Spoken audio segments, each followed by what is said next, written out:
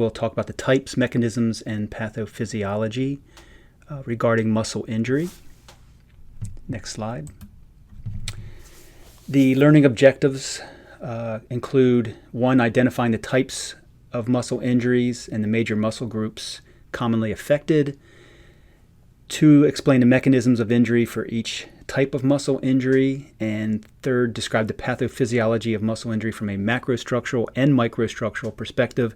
And 4, describe the pathophysiology of muscle injury from an ultrastructural perspective. Next slide. The 3 types of muscle injuries I'm going to talk about, or I'm actually going to talk about the first 2, which are the most common. About 90% of the time you either have a contusional or crush type of injury or a strain-induced injury. The 3rd, laceration, is very rare in exercise and sports settings, and that's when there's a tear or a rip within the muscle. The major muscle groups commonly affected are the hamstrings, especially the biceps femoris, the adductors, which are your groin muscles, the quadriceps, primarily the hip flexor or the rectus femoris, and the calf muscles, most prominently the gastrocnemius muscle. Next slide. The crush or contusional type injuries is also known as a bruise. The mechanism of injury is a direct blow or blunt force trauma to the muscle. And the severity of the crush or contusional type injury includes whether the muscle is relaxed or in a tensed or contracted state. It's typically more superficial if the muscle is generating tension or it's tensed, whereas it becomes deeper if the muscle is in a relaxed state, and it can involve bone involvement if it goes deep enough. The contusional type injury typically involves the formation of a hematoma, which is a localized collection of blood. And in severe cases, it can turn into what's known as myositis ossificans traumatica, or heterotopic bone formation within the contused area. Next slide. In the case of myositis ossificans traumatica, that's a complication, or that's a bruise or a contusional injury that receives repetitive trauma. The trauma involves the formation of calcium deposits within the inflamed muscle area due to the trauma. It can be within a muscle itself, intramuscular, or it can involve a muscle group, which would be intermuscular, depending on the magnitude of the contusion. And in the case of myositis ossificans traumatica, the reason that it occurs is typically a protective effect of the muscle in response to the repetitive trauma.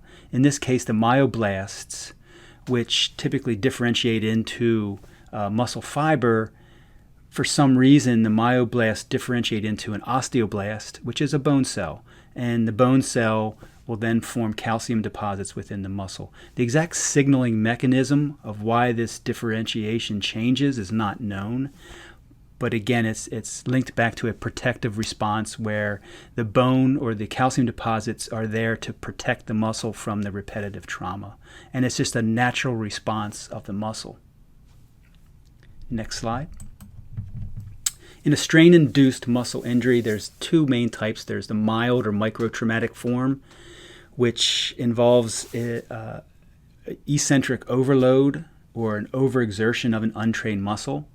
So typically these people are unaccustomed to the exercise, and the overload, especially the eccentric overloading of the muscle, results in delayed onset muscle soreness, and otherwise known as DOMS. And this begins 1 to 2 days after the activity, hence delayed, and it peaks around the 2nd or 3rd day and then dissipates or disappears by 5 to 7 days afterwards.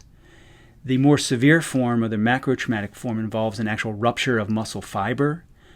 In addition to the muscle fiber, you have connective tissue damage, as well as blood vessels in the area. The most common site of a strain-induced injury is at the myotendinous junction, where the tendon and muscle unite. That's typically the weak link, and most of those severe macrotraumatic strain-induced injuries occur at that site. Next slide. Here you can see on the right the picture of a strain-induced injury to a muscle, and you can see the hematoma formation right at the myotendinous junction, and that's typically where they occur. Again, the mechanism of injury is an eccentric loading. Eccentric loading is very high forces that are imparted on the muscle. In the case of eccentric loading, the muscle is lengthening while it's trying to generate tension. So it's trying to contract or shorten while it's generating tension, but is being lengthened. And this results in high tensile forces or loads to the muscle. It exceeds the threshold of the resistance force of the muscle, and it results in rupturing of muscle fiber. Next slide. From a pathophysiological perspective, what happens when muscle is injured? If you look at the right-hand side of the picture, you can see this would be the hamstring muscle group, and you can see the rupture occurring or the strain-induced injury occurring right at the myotendinous junction. And what happens is the muscle tissue itself is composed of not only muscle cells or myofiber, but the myofiber is intricately woven within a connective tissue framework. Essentially, it's collagen and collagen fibers. So the damage is not just to muscle tissue itself, but also the connective tissue elements around the muscle. Next slide. Continuing with the pathophysiological response to muscle injury, from a macrostructural perspective, you can have damage to the whole muscle. The whole muscle is bound by a series of connective tissue or fascial membranes. You can see on the right, you can see the epimysium, which is the outermost fascial layer, which surrounds or envelopes the whole muscle. The perimysium, which is within the whole muscle, and it is the membrane that binds the individual fascicles or groups of muscle fibers. And then each individual muscle fiber is bound by the endomysium, which is the innermost fascial layer. In addition to damaging these structures, neurovascular elements can be damaged as well. You can have damage to arterioles and capillary networks that supply arterial blood to the muscle. Also, you can damage nerves and sensory organs that are embedded within the muscle itself. So it can be multifaceted. Next slide. From a microstructural perspective, the damage occurs to the individual muscle fiber or myofiber. The sarcolemma, or the membrane of the individual fiber, is damaged, as well as the neuromuscular junction. So you can have damage to the input, the neural input to the fiber itself.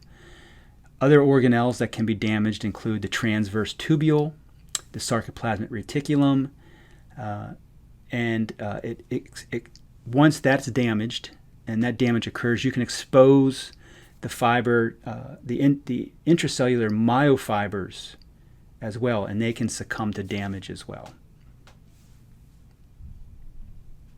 Next slide.